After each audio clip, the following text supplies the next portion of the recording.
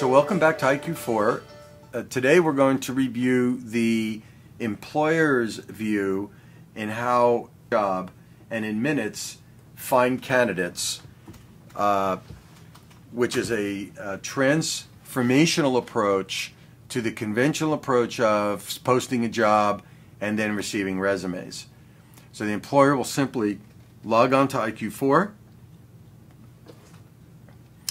And as you could see when you first log on with other projects I'm involved in, this happens to be the video tutorial. But I'd like to bring you right to what an employer would do in terms of setting up a job. So in this case, we have a number of jobs that we've already established. This happens to be university sales. This happens to be a live job that iQ4 is searching for a virtual internship for a student. There are 4 sections of the profile of a job. Simply putting your description of the job up front. You can attach resources or links. The second is the core of the job, which are the skills. So in this case, for this particular job, we've selected, because it's about a telesales job, we're looking for students that have maybe some marketing background in alliances, business-to-business marketing, some creative thinking, digital marketing. I'm actually going to remove this HTML5 piece that was a previous skill that we no longer need. So it's really sales-based, in this case, versus developers, kind of background we're looking for. We also may want to look for somebody who's got research background. So here I can quickly put in a few key letters, and here I find online research. I want to add that. And I also may want to look and see if there's any other taxonomies that would be relevant for this job. And in this case, I'll look at some general office skills. I think I'm pretty good with what I have. So I'll update the skills requirements, and then I'll go to the logistics piece. So this is a sales and marketing type of category.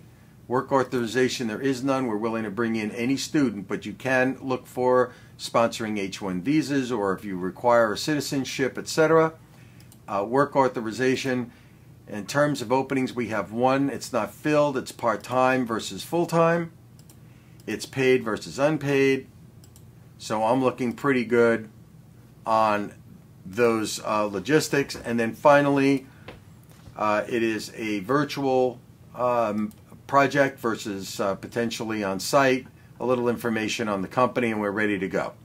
Once we finalize, and you can see how quickly you could define the job, I mean, it took me a few minutes, I can now, and here's the transformational part of this, find the candidates instead of the candidates finding me.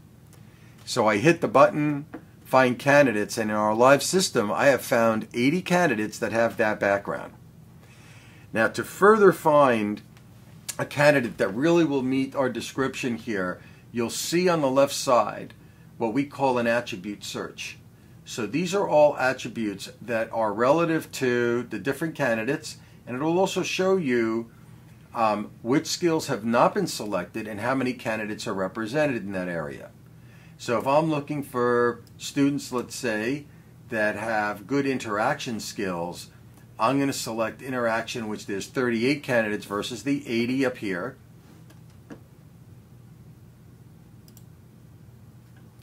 And now I've got 38 candidates that represent all the skills that we're looking for. Looks like Rahini has got quite a lot of skills that she's pretty good at here. So I'm going to go down because I want to really start to narrow this down. I'm looking for someone in sales, and it would actually help now if I could find somebody in New Jersey, because I have to, well, look at this. So here I am in New Jersey, and there are literally 3 people with the same type of skills we've talked about. Or I happen to be overseas and I'm looking in Singapore. Well, I could hit Singapore, and I have just found the needle in the haystack. One person who happens to have all these skills, and here's their profile. Currently, Bachelor of Engineering, that they've graduated in India. They're currently taking their Master's of Science degree in NJIT, so on and so forth. So it gives me a good background on their skills. An awful lot of skills in here, and languages, multi-proficiency in languages. If I want to open this up a little bit and say I don't need to actually look in Singapore. I'm really looking more now, let's say in New Jersey. I see there's 3 here in New Jersey, and I could select again the profiles of those in New Jersey. This student happens to be going to Rutgers. They did some research in air pollution and other areas. Looks like they like the ecosystem part of things, and some additional information regarding the student. So in a very quick way, we could go and find, and I just happened to search for a student here who's also going to Rutgers, but this student happens to have some background on themselves, some reference docs. So here's a reference on this student. I can go and look that up and get a much better idea on the background of the student that I'm looking for. Once I have, and I want to add this student to the candidate list, I can go back to my candidate section now, and there's a little workflow for this particular candidate that I just selected.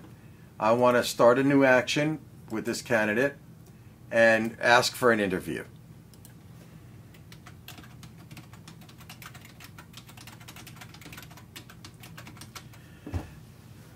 So because I'm in a demonstration mode, I'm not going to actually send this, but I could send this in email, or I could ask for a phone number or face-to-face and start a conversation with this candidate immediately.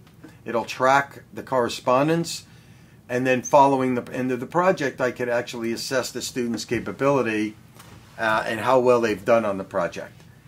So this gives you an idea of just how fast you could set up a project. You could define the project. You can edit anything in real time. You can go back and change the skills if you'd like to have a preference change of the skills that you've requested. And you can actually go back and do a refinement of those skills when the job is complete.